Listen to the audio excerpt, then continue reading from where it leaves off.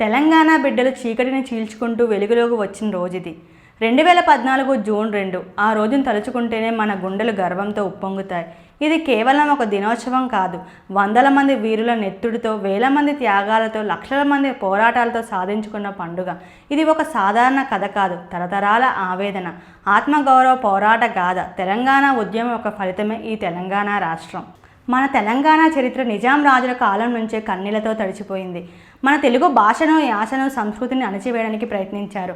మన జాతీయతకు కూడా దెబ్బ తగిలింది. దేశానికి స్వతంత్రం వచ్చినా నిజాం పాలనలో ఉన్న మన ప్రాంతానికి మాత్రం వెంటనే విముక్తి లభించలేదు. అప్పుడే మొదలైంది రజాకార్ల దుర్మార్గపు పాలన. మాకొద్దు ఈ నిజాం రాజ్యం అని మన సాయుధ రైతాంగ యోధులు గర్జించారు. కొమరం భీం జల్ జంగల్ జమీన్ అంటూ చేసిన నినాదం మన ఆత్మాభిమానానికి ప్రతీకగా నిలిచింది. రజాకార్ల దురాగతాలను అడ్డుకట్ట వేస్తూ ప్రాణాలను సైతం లెక్క చేయకుండా పోరాడారు. ఆ తర్వాత 1948 సెప్టెంబర్ 17న పోలీస్ చర్యతో నిజాం పరిపాలన అంతమై తెలంగాణ భారత యూనియన్లో విలీనమైంది. అప్పటికీ మనకు ఒక ప్రత్యేకమైన అస్తిత్వం, ఒక సొంత సంస్కృతి ఉన్నాయి.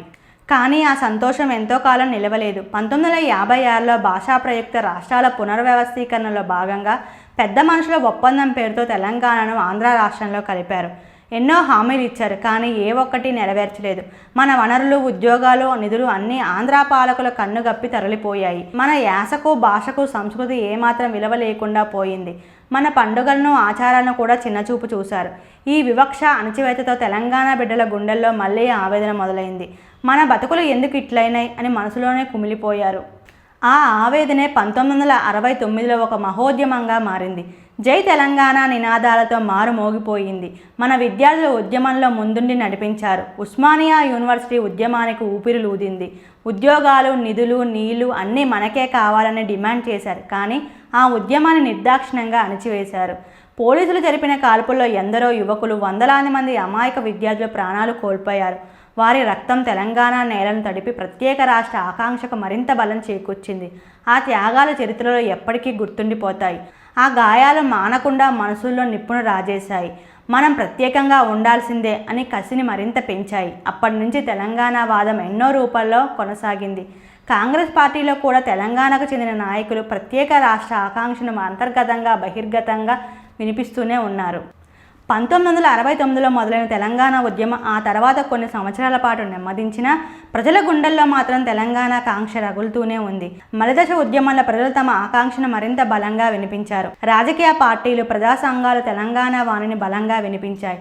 ఈ ఉద్యమంలో తెలంగాణ ప్రజలు శాంతియుతంగా, ప్రజాస్వామ్య పద్ధతిలో తమ నిరసన తెలిపారు. ధర్నాలు, రాస్తారోకులు, మిలియన్ మార్చులు, సకల జనుల సమ్మె వంటి కార్యక్రమాలతో ఉద్యమాన్ని ఉవ్వెత్తున ఎగిసిపడేలా చేశారు.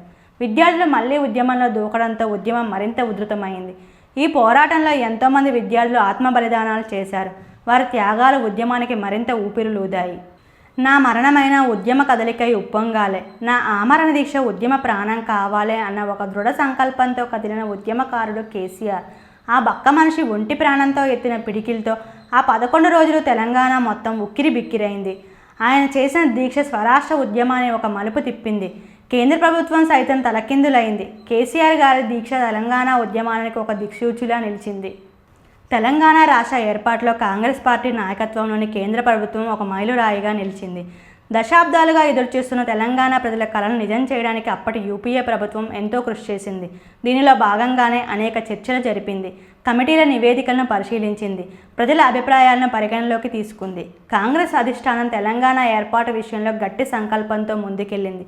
పార్లమెంట్లో బిల్లును ప్రవేశపెట్టినప్పుడు ఎన్నో సవాళ్లు ఎదురైనా వాటిని అధిగమించి లోక్సభ, రాజ్యసభల్లో బిల్లును ఆమోదింపచేయడంలో అప్పటి కాంగ్రెస్ ప్రభుత్వం ఎంతో కీలక పాత్ర పోషించింది.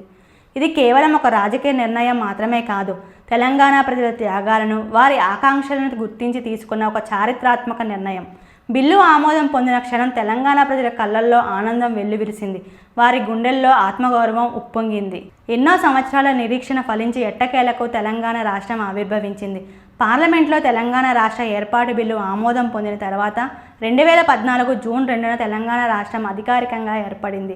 ఆ రోజు మన కల నిజమైంది. తెలంగాణ ప్రజల ఆత్మగౌరవం నింగినంటింది. అందుకే ప్రతి సంవత్సరం జూన్ 2న తెలంగాణ అవతరణ దినోత్సవాన్ని ఎంతో ఘనంగా జరుపుకుంటాం. ఇది కేవలం ఒక కొత్త రాష్ట్రం ఏర్పడిన రోజు మాత్రమే కాదు, దశాబ్దాల తరబడి వివక్షకు, అణచివేతకు వ్యతిరేకంగా పోరాడి సాధించుకున్న స్వాతంత్రం, ఎందరో ప్రాణాలను అర్పించి రక్తం చిందించి సాధించుకున్న విజయం ఇది. ప్రస్తుత కాంగ్రెస్ ప్రభుత్వం తెలంగాణను అన్ని రంగాల్లో అభివృద్ధి చేయడానికి కట్టుబడి ఉంది. ముఖ్యంగా ప్రజాపాలన ద్వారా పేద ప్రజల సంక్షేమానికి అధిక ప్రాధాన్యతనిస్తూ రాష్ట్రంలోని అన్ని వర్గాల ప్రజలకు సంక్షేమ పథకాలను చేరవేస్తుంది. అంతేకాకుండా అమరుల ఆశయాలను ముందుకు తీసుకెళ్లడం, తెలంగాణ రాష్ట్ర సంపదను ప్రజలందరికీ పంచడం, అన్ని రంగాల్లోనూ రాష్ట్రాన్ని అగ్రగామిగా నిలపడం వంటి లక్ష్యాలతో కాంగ్రెస్ ప్రభుత్వం ముందుకు సాగుతుంది. ఎందరో మహానుభావుల త్యాగాల పునాదులపై ఏర్పడిన ఈ తెలంగాణను సుసంపన్నంగా తీర్చిదిద్దే బాధ్యతను తీసుకొని ప్రజలకు మెరుగైన పాలన అందించడానికి కృషి చేస్తుంది. ఆనాడు భీం, చాకలి ఐలమ్మ వంటి యోధుల నుంచి మొదలుకొని వందలాది మంది విద్యార్థుల ఆత్మ బలిదానాల వరకు సాగిన ఈ ప్రస్థానాన్ని, వారి త్యాగాలను ఎప్పటికీ మనం గుర్తుంచుకోవాలి. జై తెలంగాణ, జై జై తెలంగాణ. ఇలాంటి మరిన్ని ఆసక్తికరమైన విషయాల కోసం తెలుగు డెస్క్ ఛానల్ సబ్స్క్రైబ్ చేసుకోవడం మర్చిపోకండి.